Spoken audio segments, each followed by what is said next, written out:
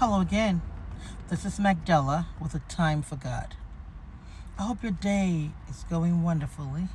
Today is the 30th day of May 2024. We've been talking about the challenges of serving God. And yesterday, we talked about the 23rd Psalms, chapter 1 and 2. We also talked about ways to overcome the challenges and why the challenges. But in there, we also talked about praying, that you should pray and pray and pray. And a lot of times we wonder, what does that mean? What does it mean to pray? Let's define prayer. According to definitions from Oxford Languages, prayer is a noun, and it's a solemn request for help or expression of thanks addressed to God, or an action of worship. It can also be said to be a religious service, especially a regular one, at which people gather in order to pray together. It's also an honest hope or a wish. Now, in the beginning, it said prayer is a solemn request for help. Right? Now, what is a solemn request? What does solemn mean? What does that mean? Well, let's see the meaning. It's the same Oxford Languages states that solemn is an adjective, and it's a formal and dignified expression. It's an expression of formality, and it's a dignifiable one. It's not a cheerful or smiling kind of thing. It's something you do with seriousness. It's also said to be characterized by deep sincerity. Now, we know what prayer is and what solemn is. So, we talked about how a solemn request for help or expression of thanks addressed to God is what prayer is.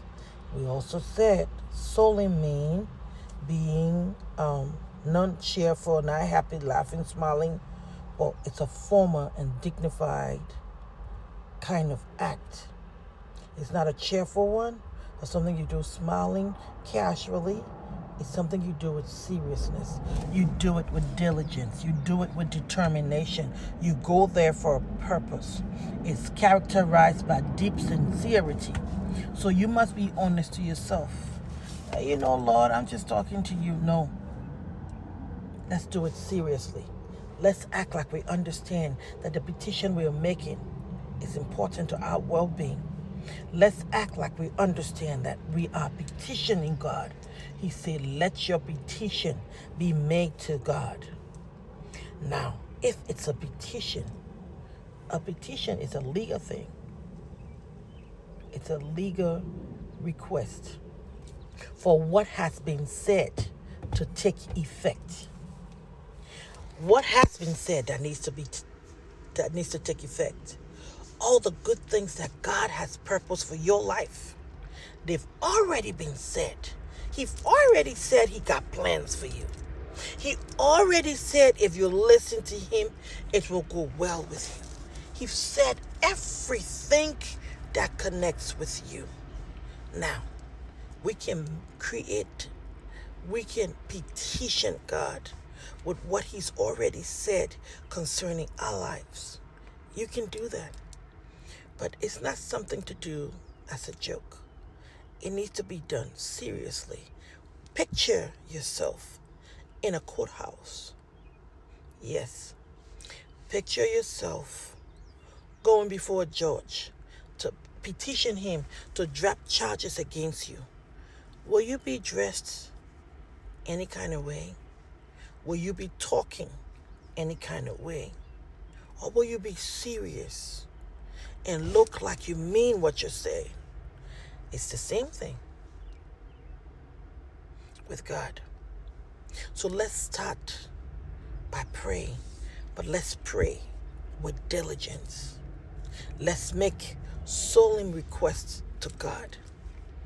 And you might feel tired because the devil really don't want you to do that. He knows that God has got big plans for you, but God will not act until you ask him to. And he does not want those plans to become reality. So what does he do? He tries to stop you. He tries to trivialize praying. He tries to make it seem that you do not have the ability to do what you can do. But the truth is, this body is only a frame. Picture it like a car. You tell the car where to go. And when you stop, it stops. I hope this was helpful to someone. Leave me your comments. Let's do a little more on the struggle. And for those of you that left your comments, I say a prayer for you. May God give you the strength to see him first. And as you make an effort to quit whatever the addiction is, the challenge is, may the peace of God rest upon you. This is Magdala with a time for God. To have you a blessed day. And I'll talk to you again soon. Bye-bye.